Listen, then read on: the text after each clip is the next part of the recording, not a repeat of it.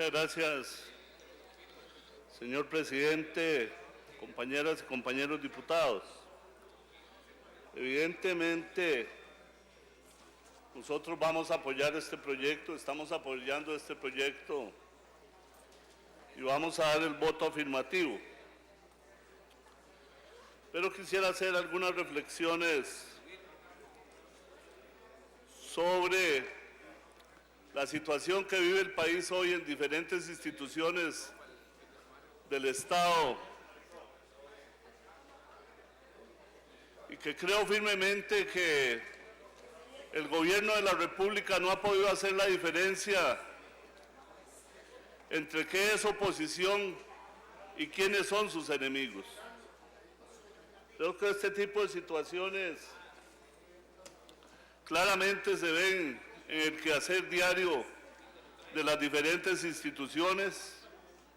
Tenemos días de estar los compañeros de las Minepymes de turismo aquí en la Asamblea Legislativa tratando de que se enderece la situación tan agobiante que están viviendo esa parte de la población, esos pequeños emprendedores, esas personas que luchan todos los días para mantener una empresa de turismo en este país y no hay política clara para que ellos puedan tener la seguridad de que van a poder sobrevivir a este proceso tan difícil que vive el país.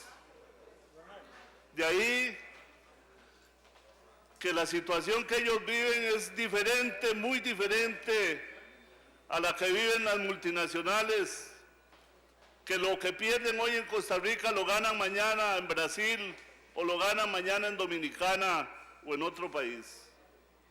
De ahí que nuestra solidaridad, nuestro compromiso, nuestra disposición de apoyar este proyecto para las minipymes del turismo. Es un compromiso que adquirimos a sabiendas de que este país tiene grandes cosas en todas sus regiones. Un país pequeño donde tenemos grandes posibilidades de turismo y de recreación para el sector costarricense, para la población costarricense. La otra situación que es importante reflexionar es sobre la situación de las instituciones del Estado. La situación de las instituciones del Estado nos lleva a una problemática, la consulta externa de la Caja Costarricense del Seguro Social, donde una cantidad de ciudadanos costarricenses tienen que madrugar a las 3, 4 de la mañana para poder ser atendidos en la caja. Y a un año de que asuma el poder, el Partido Acción Ciudadana no se ve ninguna mejora en todo este tipo de acciones. Lejos de eso, la corrupción sigue completamente anclada en esas instituciones. Los hospitales principales de este país, cuya adscripción está completamente regionalizada, el Hospital Calderón Guardia, que tiene que ver Limón, Aranjuez, Guadalupe, el 70% de las cirugías del Hospital Calderón Guardia no son de esta adscripción territorial. Quiere decir que el negocio que hay montado es un chorizo de los médicos en el Calderón Guardia, porque más del 70% de las cirugías de ese hospital no son de personas de esa adscripción territorial.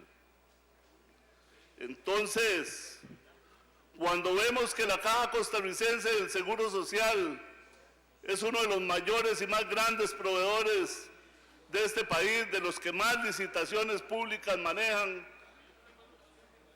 no nos queda otra cosa que pensar que es mano dura por lo que este pueblo votó. Este pueblo no votó por programas, este pueblo no votó por partido político, votó para que hubiera un golpe de timón en el sector institucional de este país. Votó para que se rectificara el camino que este país traía. A un año no vemos absolutamente ningún cambio en las instituciones más grandes, repito. Vamos a ver en este plenario la movilidad laboral de la Asamblea Legislativa, de muy pocos funcionarios. Pero cáiganse de espaldas, compañeros. Tenemos que tomar en cuenta una cantidad de aspectos fundamentales. La cuestión de la pensión. La Sala Constitucional dice que la persona se pensiona el día que quiera. El día que quiera se pensiona. Con los salarios que más de un profesional está recibiendo sin hacer absolutamente nada en las instituciones, como el ICE, como la Caja, como la Compañía Nacional de Fuerza y Luz, como Radiográfica Costarricense. Con ese salario contratamos a 4 o 5 profesionales nuevos, pero no vamos a llenar el estado de profesionales que también se ha prostituido el sector universitario, la educación superior, de universidades de garaje que salen de una vez a ganarse $1.5 millones en el estado, provenientes de universidades de garaje, donde no hay absolutamente ningún control sobre qué se enseña en esas universidades.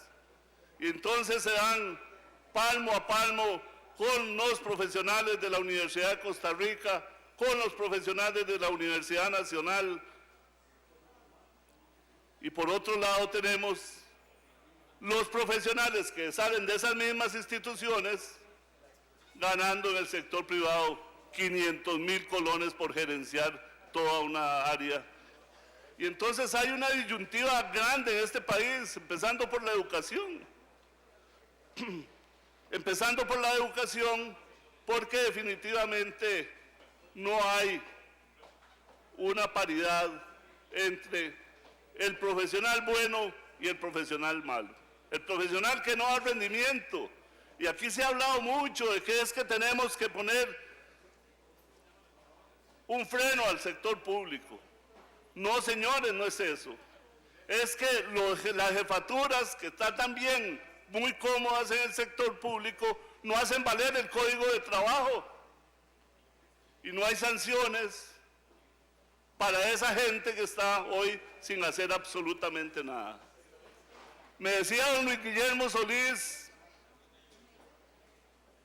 el problema con Pablo Copp en la Compañía Nacional de Fuerza y Luz, que es que habían jefaturas que no tenían ni un subalterno. Yo le dije, si quiere le traigo 1,000 en el ICE que están en la misma situación. Entonces, ese tipo de cosas en este país, el pueblo votó para parar esas cosas, para que se detuvieran esos abusos, con el debido proceso, ya lo sabemos. Pero no puede ser posible. En este momento, compañeras y compañeros, cáiganse de espalda y vean la situación tan precaria.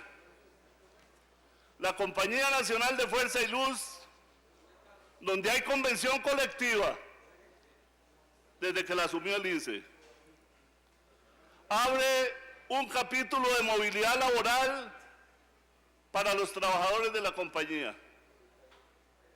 Y para abrir esa movilidad, echa mano a recursos de aprovisionamiento económico que han venido guardando para pagar prestaciones. Pero no se quedan ahí. Piden un préstamo con la compañía quebrada, como dicen que está, y que nos niegan los estados financieros. Un préstamo de $10 millones a un banco panameño para pagar la movilidad. $10 millones.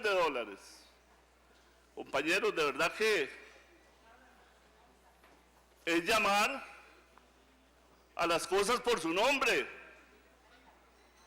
Era necesario sacar a Pablo Copp por la cocina Para hacer eso, vean la cantidad. Pedimos para hacer control político al gerente de la Compañía Nacional de Fuerza y Luz y nos niega en primera instancia los nombres de las personas que se van a pensionar, como si fuera un delito pensionarse, como si fuera un delito ser trabajador público. Pero cáigase de espaldas, compañeros. Se acogieron a dicha movilidad 114 empleados de la Compañía Nacional de Fuerza y Luz, por un monto total de 2.836 millones, equivalente a $5.205.000. No a los 10 millones del crédito que sacaron, solo con la mitad pagaron la movilidad. Pero la gran mayoría de jefaturas de la Compañía Nacional de Fuerza y Luz tenían entre 35 o 30 anualidades o 47 anualidades, el que mayor tenía. Se promovieron reasignaciones en esas jefaturas, provocando un regalo para esas personas que tenían el derecho a pensionarse de más de $2 millones. Si le estamos regalando la plata, yo creo que cualquier trabajador en este momento, cualquier sindicato, como lo han hecho con la Compañía Nacional de Fuerza y Luz, vea qué difícil, el sindicato aprobando rebajas de salario, aprobando rebajas de anualidades y por otro lado premiándose a esas jefaturas que irresponsablemente continúan en Fuerza y Luz sin tener a cargo ni siquiera subalternos. Partiendo de este mismo análisis, ingresó a los funcionarios mayores de 61 años, quienes ya por su propia voluntad contaban con la edad necesaria para pensionarse. El resultado es que a 10 personas, 198 colones, por retirarse, lo cual equivale a un 11% del monto financiado destinado para la movilidad laboral. Entonces, con estas cifras, en empresas tan pequeñas como la Compañía Nacional de Fuerza y Luz, como Radiográfica Costarricense, donde no vemos claridad, están pasando actividades del ICE, no tiene soporte técnico. El soporte técnico se llevó a una empresa que se llama Amnet, con la apertura de las telecomunicaciones, se llevaron las redes. Eso es como si tuviéramos un Mercedes-Benz y llega el socio nuestro y se lleva el motor. Eso es lo que pasó en Radiográfica Costarricense. Hoy le están dando actividades a Radiográfica. Le dieron primero los expedientes digitales de la Caja Costarricense del Seguro Social. Vean ustedes la situación jurídica de las empresas privadas. Una empresa invierte $3 millones en equipamiento de cómputo para que Radiográfica pueda dar ese servicio. Pero ni a la Caja Costarricense del Seguro Social, ni al ICE puede entrar ninguna otra empresa que no esté casada con la alta administración. Y ahí está el proyecto guindando. No hubo nunca el proceso para digitalizar los expedientes. Ahí está parado. Bueno, entonces encargan al ICE y ahí está nuevamente detenido. La seguridad jurídica brilla por su ausencia y le dicen a los empresarios, vaya a pelear eso a los tribunales de justicia. Entonces, ¿de qué estamos hablando este gobierno de la República? ¿De qué está hablando Luis Guillermo Solís? Porque hay gente en este gobierno que no es del PAC, que tiene su agenda propia, que está nada más trabajando para su agenda propia, como el ministro de la Presidencia, Melvin Jiménez, está trabajando para su agenda propia, porque después de estos 4 años va a ser un don nadie en la política de este país. Ya ni en la iglesia luterana va a tener cabida. Y en esa dirección es que nosotros tenemos que exigir al presidente de la República que sea congruente con ese voto. Que si no han hecho un análisis político de ese voto de 1.300.000 personas, de la cual cualquier político estuviera completamente orgulloso de que no haya una mano firme que le dé vuelta a esta tortilla, de que haya una mano firme que recoja la voluntad popular, de una mano firme que recoja acciones concretas. Por eso es que el ministro de la Presidencia ha invisibilizado al presidente de la República muchas veces. Y repito, no han hecho el ejercicio político de creer o de ver o detectar quién es verdaderamente oposición o quién verdaderamente son sus enemigos. El que tiene la comunicación tiene el poder. Eso es una máxima aquí en cualquier país. Y esa dirección creo que está fallando el gobierno de la República. Está fallando porque la gente no quisiera que haya filas a las 4 de la mañana en la consulta externa de la Caja Costarricense de Seguro Social. No quisiéramos nosotros, los diputados, ver a los compañeros de las mini-pymes del turismo aquí todos los días, dejando un poco allá su negocio para venir aquí a pulsearla, a trabajar, a insistir entre nosotros. No quisieran los trabajadores y este pueblo que se esté regalando el dinero a los que más siempre se llevan. No son los técnicos de la Compañía Nacional de Fuerza y Luz los que se están pensionando, son las altas jefaturas de la Fuerza y Luz. En radiográfica, ¿cuál es la política en radiográfica, compañeras y compañeros? Y pide uno cuentas y se la niegan. No hay posibilidad de ejercer control político en el ICE. Lo ha denunciado don Otón Solís, don Otto Guevara, todos los miembros de la Comisión de Ingreso y Gasto Público. Usted pide información para hacer control político y no hay absolutamente ninguna posibilidad. Lo mismo que hicieron quienes hicieron la ley de fortalecimiento del ICE. Entonces, no hay política energética, no se pueden bajar las tarifas eléctricas, dice el presidente de la República, y replican en el ICE con el proyecto Arenal a más de la mitad de su caudal normal, con 3 proyectos eólicos, con el rebajo del crudo, y no se puede rebajar los precios de la gasolina, de la energía eléctrica en este país. Pero sí, si hay aumentos, se carga nuevamente sobre las espaldas del pueblo costarricense esos aumentos, que son las grandes mayorías. Claro que ahí se recoge mucha plata.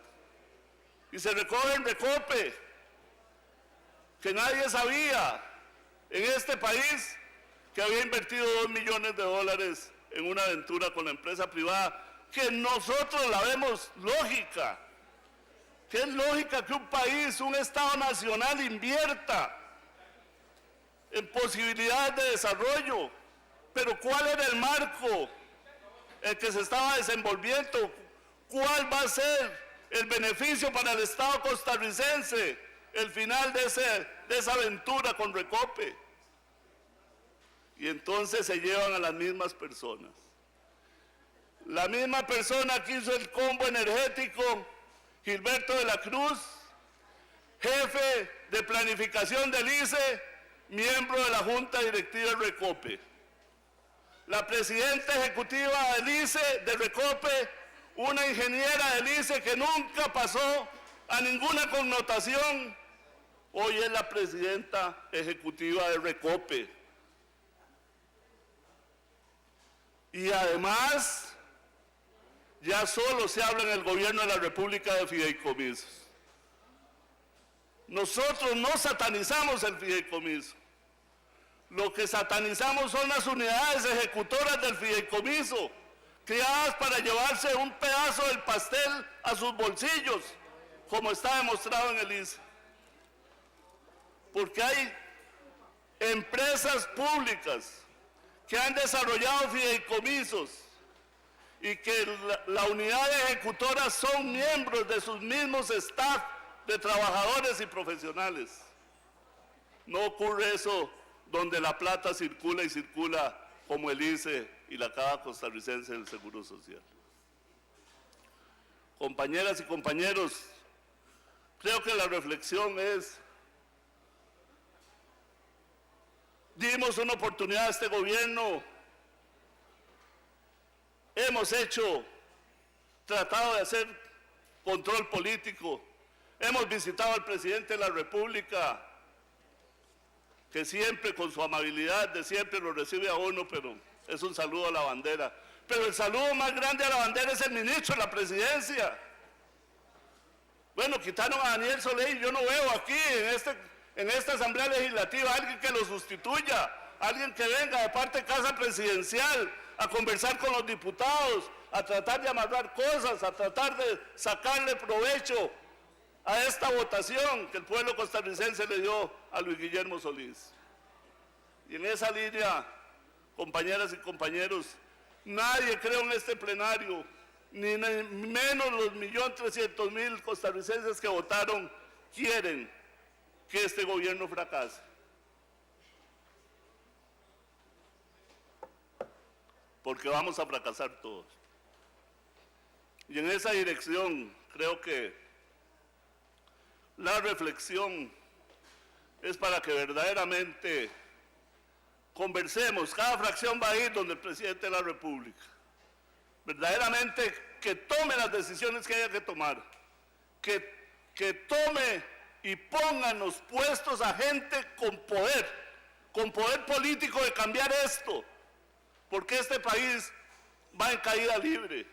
Va a caída libre en el sector financiero, en el sector salud, en el sector de educación, ni para qué.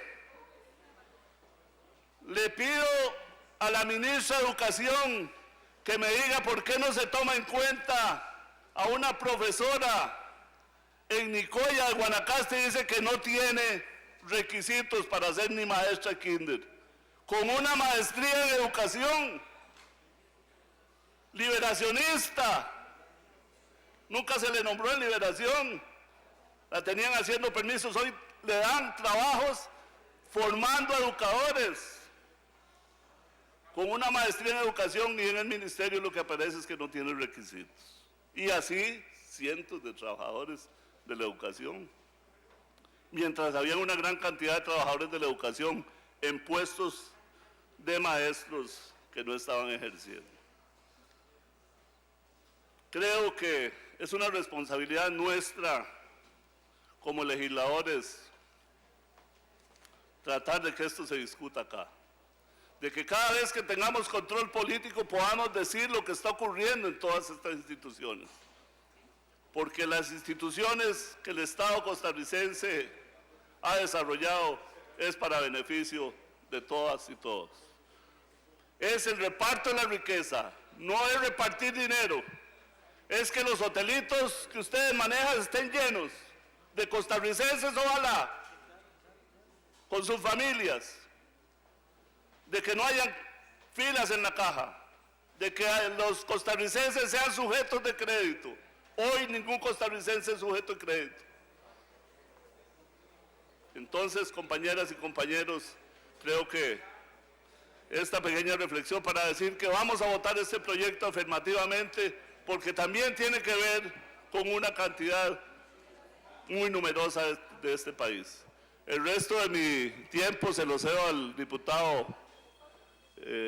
Fuller, José Ramírez.